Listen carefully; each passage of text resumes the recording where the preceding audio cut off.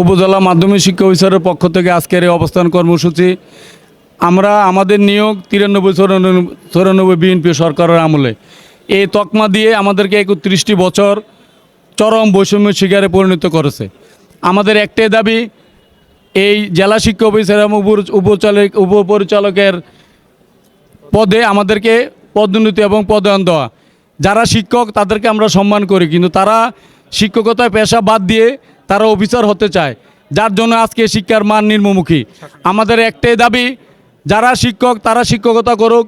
আমরা যেহেতু অফিসার পদে যোগদান করেছি, আমরা যেই পদে যোগদান করেছি আদৌ আমরা সেই পদে বহাল আছি। গত এই ছাত্রী উপবৃত্তি কার্যক্রম দিয়ে আমরা নারী সমাজ তথা দেশকে পাল্টিয়ে দিয়েছি। গত পতিত স্বৈরাচার বিরোধী আন্দোলনে আমরা একমাত্র মাধ্যমিক শিক্ষা অফিসাররা উপজেলাতে বেসরকারি শিক্ষকদের উদ্বুদ্ধ করে ছাত্রছাত্রীদেরকে আমরা মাঠে নামিয়েছি, যার ফসল আজকের এই জনগণের আকাঙ্ক্ষা সরকার।